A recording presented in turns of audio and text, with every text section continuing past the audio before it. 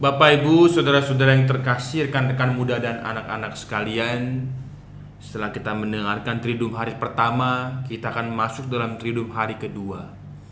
Kita akan buka dengan lagu pembuka.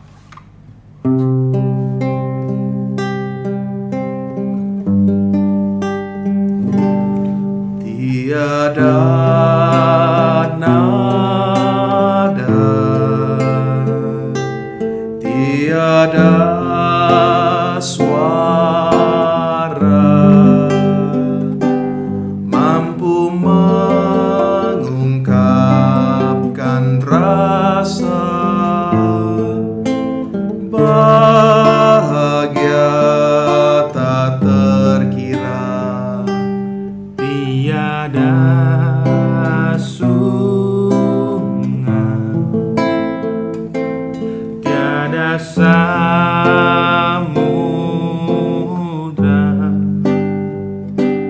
mampu tandingi agung cintamu. Lembut hatimu, ubah hidupku. Hadirmu dalam lubuk hatiku untuk mencintaimu dengan segenap kasihmu. Ku bahagia selalu bersamamu, Yesus, karena aku kau cinta. Ku bahagia selalu bersamamu, Yesus, karena aku kau cinta.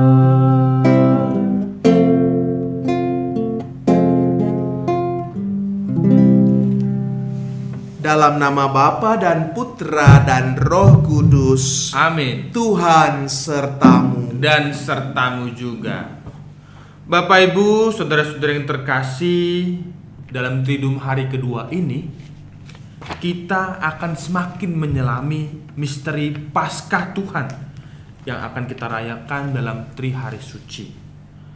Pada hari kedua ini kita diajak untuk merenungkan cinta kasih Allah yang terungkap dalam cinta kasih Yesus kepada kita melalui penderitaannya dalam jalan salibnya.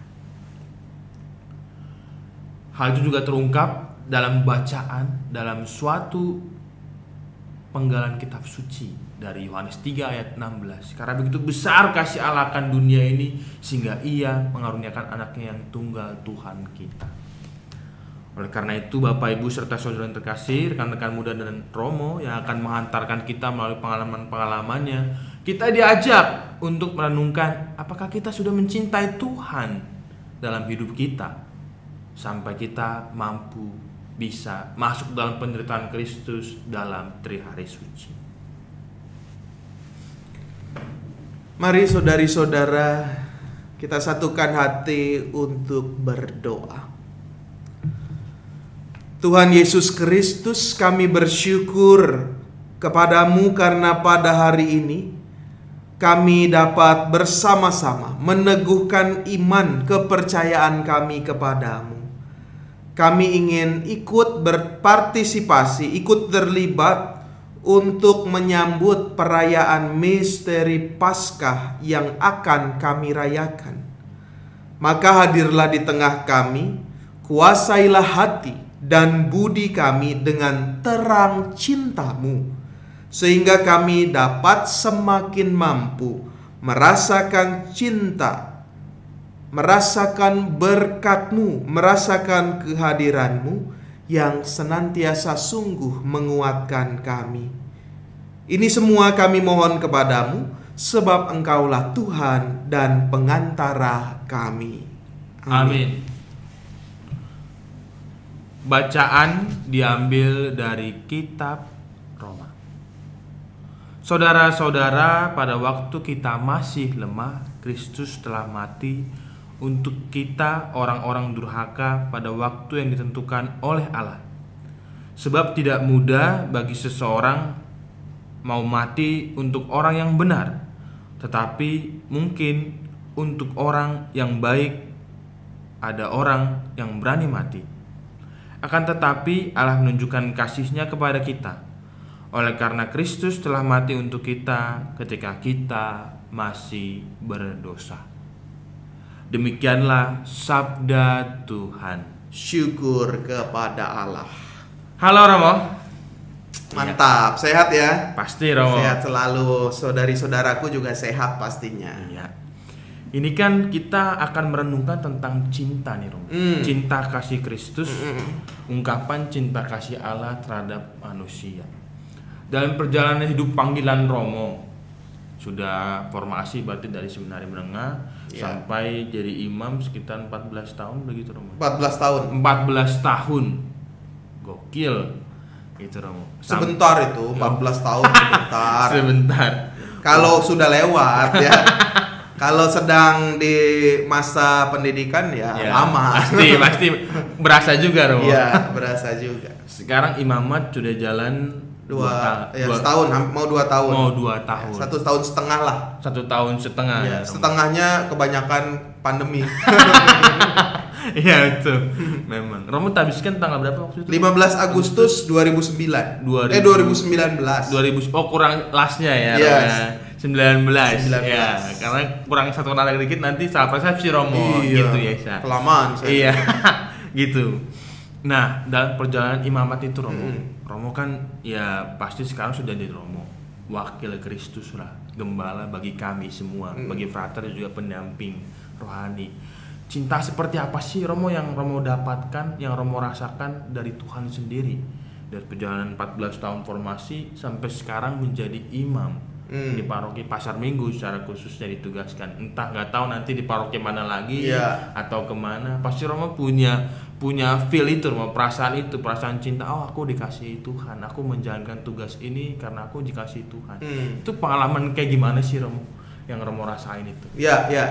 Menarik sekali ya ketika kita merenungkan atau menyadari bahwa cinta Tuhan itu begitu besar buat kita semua. Tapi yang kalau mau dilihat hidup bukan hanya di pendidikan saya aja, tetapi seluruh hidup saya juga merupakan cinta Tuhan. Iya dong. Kalau dulu saya tidak dicintai, mungkin dari kecil saya nggak dirawat. Iya. Ya sama orang tua nggak dikasihi, sama orang tua saya, bapak ibu saya, kakak-kakak saya, lingkungan. Saya mungkin nggak dikasih sekolah kali kalau nggak dicintai kan. Benar juga ya. Lalu perjalanan semakin kesini memang ketika merenungkan cinta Tuhan sungguh luar biasa lah pokoknya. Ya, bagaimana dari hari ke hari saya merasakan sungguh cinta Tuhan. Tapi yang paling luar biasa ya ini salah satu pengalaman ya. Bagaimana cinta Tuhan itu luar biasa buat saya. Ketika waktu itu saya sedang frater topper, lalu tugas di pedalaman di Papua, dan ternyata waktu itu romonya sakit yang satu, sehingga hanya satu romo dengan saya. Waktu itu ada acara camping rohani di sana, OMK. Camping rohaninya nggak tanggung-tanggung, seminggu. Ya. Waduh. Seminggu camping rohani. Seminggu itu belum termasuk perjalanan jalan kaki. Iya, itu ya. Jadi seminggu itu benar-benar acaranya, materi semua deh pokoknya, ada tampilan, ada apa seminggu penuh, lalu belum perjalanannya. Karena ndak bisa semuanya dilalui dengan kendaraan, maka harus ada yang berjalan kaki, ada yang jalan kaki 3 hari, ya, ada yang jalan kaki 2 hari, ada yang 1 hari.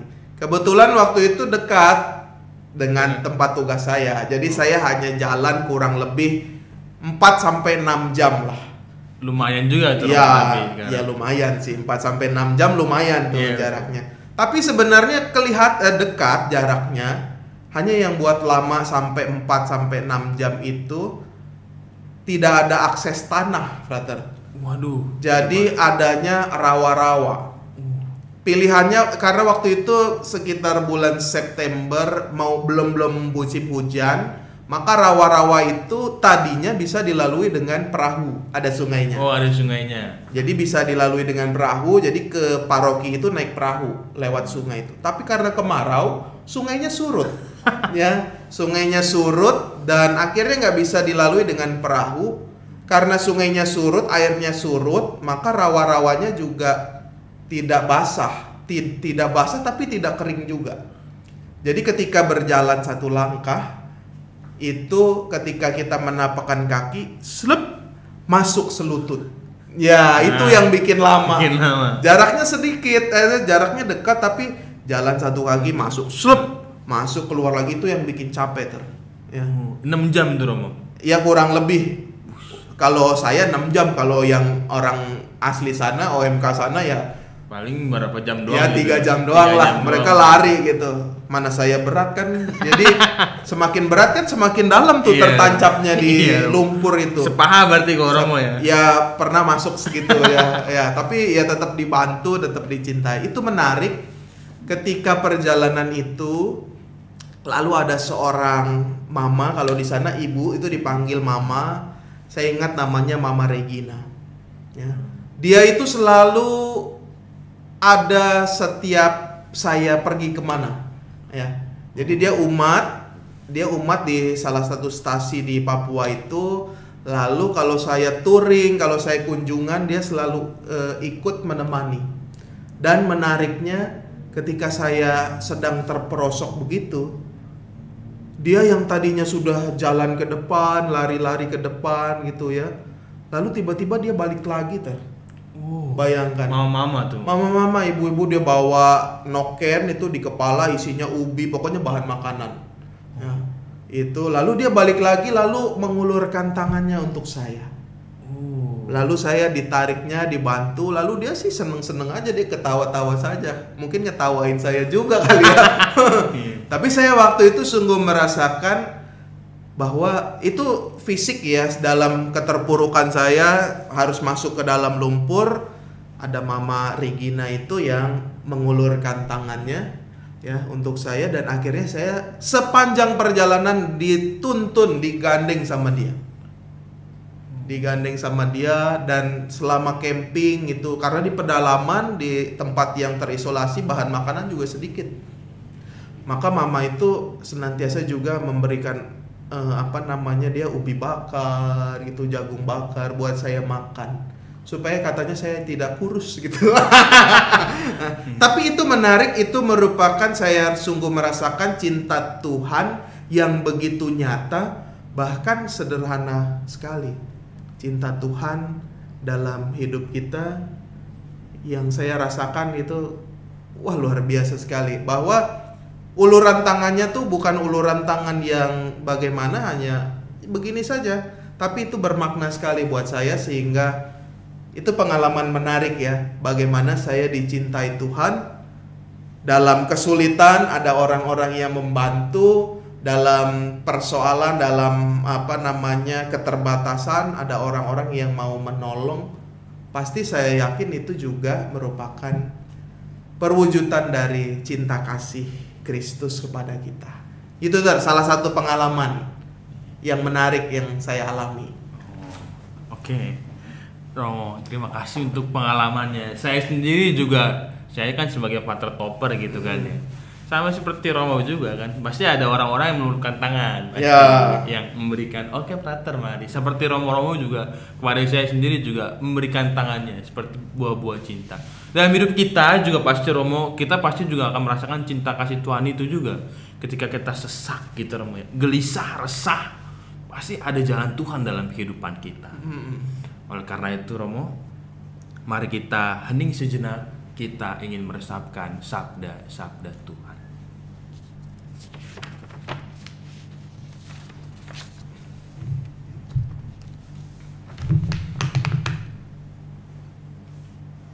Mari kita satukan permenungan kita dengan doa yang diajarkan oleh Tuhan. Bapa kami yang ada di surga, dimuliakanlah namamu, datanglah kerajaanmu, Jadilah kehendak-Mu di atas bumi seperti di dalam surga. Berilah kami rejeki pada hari ini, dan ampunilah kesalahan kami, seperti kami pun mengampuni yang bersalah kepada kami. Dan janganlah masukkan kami ke dalam pencobaan, tetapi bebaskanlah kami dari yang jahat. Salam Maria, penuh rahmat, Tuhan sertamu. Terpujilah engkau di antara wanita, dan terpujilah buah tubuhmu Yesus. Santa Maria Bunda Allah, doakanlah kami yang berdosa ini sekarang dan waktu kami mati. Amin. Kita sampaikan doa-doa permohonan kita. Ya Tuhan, kami berdoa kepadamu bagi gereja kami. Semoga gereja kami semakin Engkau sertai. Semoga kami pun yang bernaung dalam gereja kami, Gereja Paroki Keluarga Kudus, semakin Engkau cintai dan Engkau temani dalam hidupnya. Marilah kita mohon. Kabulkanlah doa kami ya Tuhan. Ya Tuhan, kami juga berdoa bagi seluruh umat beriman. Semoga seluruh umat beriman yang dalam kesehariannya semakin merasakan cinta kasih-Mu dalam pengalaman sehari-hari. Marilah kita mohon.